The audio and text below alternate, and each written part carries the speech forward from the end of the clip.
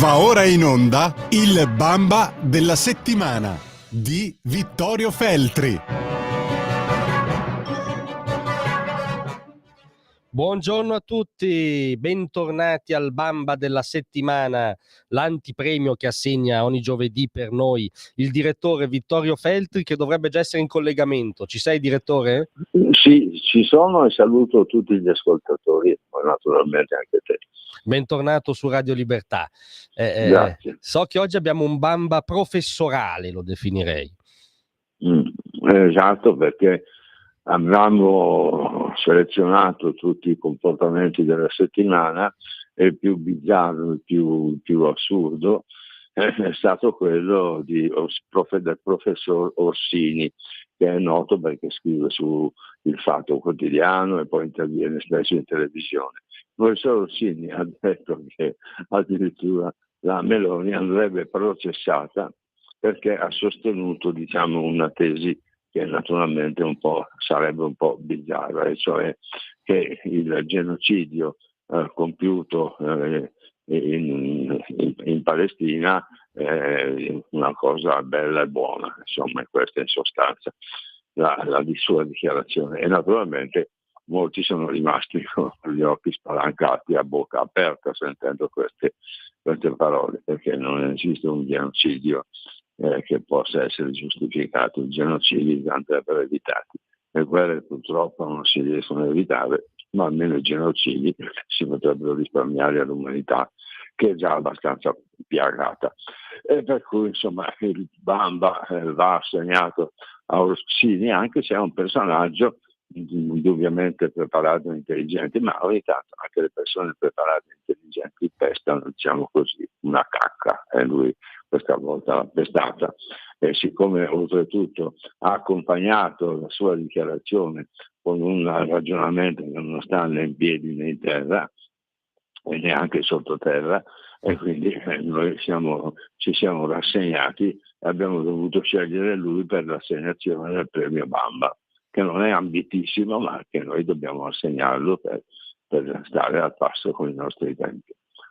Beh, sono tempi infestati da Bamba, e quindi noi facciamo un lavoro che, come dire, intercetta lo spirito del tempo, ecco. Sì, noi siamo gli spazzini dell'umanità. Tra l'altro volevo dirti, anzitutto io trovo è molto discutibile l'idea che stia andando in scena, cioè che si possa chiamare genocidio la reazione della democrazia israeliana al pogrom, dei tagliagole islamisti del 7 ottobre. La reazione si può discutere, però insomma, la parola mi sembra discutibile in sé. Sì. Ecco. È esattamente esatto il concetto che hai espresso tu, perché naturalmente adesso tutti sono scandalizzati per ciò che sta facendo Israele, ma nessuno più ricorda la strage del 7 ottobre, che non fu certo provocata da Israele, ma la subì Israele, e quindi ha dovuto reagire per forza di cose. Non si può subire un'aggressione e rimanere inerti, e quindi è chiaro che la reazione è stata violenta, come era stata violenta l'azione terroristica compiuta da Hamas. Indubbiamente. Tornando al professor Orsini, lui sostiene che con la sua ricerca accademica ha raccolto le prove della complicità della Meloni. Io ti elenco i 4 punti, poi tu mi dici cosa ne pensi. Allora, c'è un punto militare con la vendita di armi a Israele. Onestamente io penso che uno Stato ipertecnologico, iperattrezzato da un punto di vista militare, ipersostenuto dagli Stati Uniti, non sia proprio appeso alle forniture italiane. Comunque c'è una responsabilità militare, poi c'è una responsabilità politica. Non so cosa doveva fare la Meloni, cacciare l'ambasciatore israeliano, non lo so. Una diplomatica, appunto. La più bella è la quarta: c'è una responsabilità mediatica attraverso la manipolazione dell'informazione su Gaza, che Meloni riesce a esercitare mediante il controllo della televisione, della radio pubblica. Ma a me sembra che non si parli di altro che di Gaza. Comunque ti lascio il commento, ovviamente. No, hai perfettamente ragione. Si parla solo tutti i giorni nei telegiornali, dai più piccoli ai più grandi, si parla di questo, cioè di quello che succede a Gaza. Insomma, io non riesco a capire su quali concetti si basi l'affermazione di Orsini.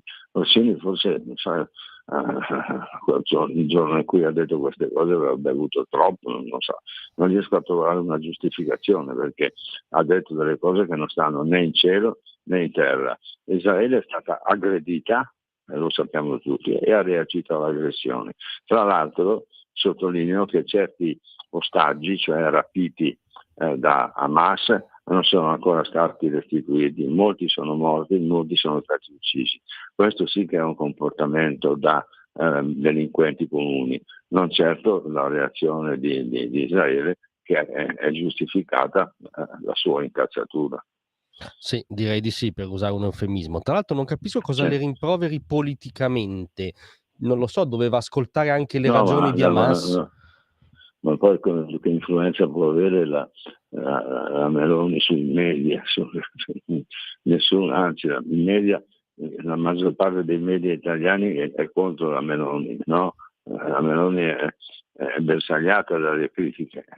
C'è la stampa che la appoggia e si conta sulle dita di una mano. Quindi sono discorsi assolutamente folli.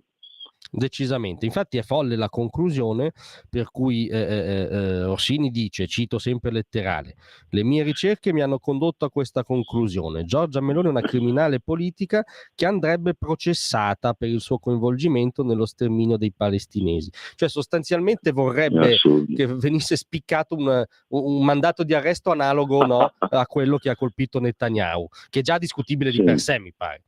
Sì, infatti è estremamente discutibile, e poi non se ne è più neanche parlato con ossessività, per cui diciamo che è assurdo la condanna insomma, il tentativo di processare Netanyahu, a maggior ragione processare la povera Meloni per quello che succede in Medio Oriente. Mi sembra una follia veramente ingiustificabile. Sì, devo dire che lui, ho guardato l'orario, ha postato a ora di pranzo, forse come hai detto tu c'è un motivo enogastronomico, non lo so. Ma sì, può darsi, anche un po' di pesantezza di stomaco, succede, no? Poi i cattivi umori li abbiamo tutti. Naturalmente un cattivo umore come questo è direi letale, perché il professor Rossini è ascoltato, non è uno stupido qualsiasi. Io anzi lo ascolto sempre volentieri, ma quando dice certi bischerati dobbiamo dirlo. A maggior ragione. Certo. Infatti è così. Assolutamente. Volevo chiederti, ma tu che la conosci bene, secondo te come ha reagito la Premier a questa cosa evidentemente surreale? Io credo che Meloni sia abituata a ricevere delle critiche insensate, quindi una di più, una di meno, non credo che possa disturbarla particolarmente. Certo è che sono metodi veramente orrendi, direi medievali, quelli che usano contro la nostra Premier. Mi sento dire delle cose, leggo delle cose che non stanno né in cielo né in terra. Sì. Ovviamente sì.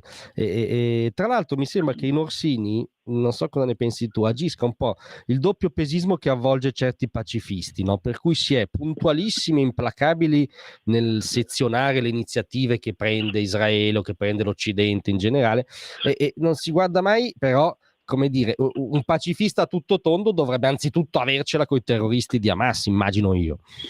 Ma insomma mi sembra del tutto evidente che i terroristi vanno perseguiti in modo implacabile, questo non c'è dubbio, mentre invece Israele non ha mai compiuto atti terroristici, ha risposto a degli atti terroristici, e rispondere rientra nella legittimità, pertanto non vedo perché prendersela con Israele anziché con Hamas, che ancora purtroppo sta tenendo banco, anche se è stata decimata. Consigliamo quantomeno di rivedere la dieta al professor Orsini, via. Sì, ecco. Sì. Deve stare più attento a pranzo e a cena, e anche a merenda. Esatto, e come dire, se troviamo assurdo l'arresto e il processo a Netanyahu, troviamo, non so, di un altro pianeta questa cosa qua. Sì. Addirittura paradossale, pazienza. Insomma, noi il premio Bamba gliel'abbiamo dato e abbiamo fatto il nostro dovere. Non c'è dubbio. Ti ringrazio come al solito e ti aspetto giovedì prossimo. Grazie, a presto. Buona giornata. Un saluto a tutti. Avete ascoltato il Bamba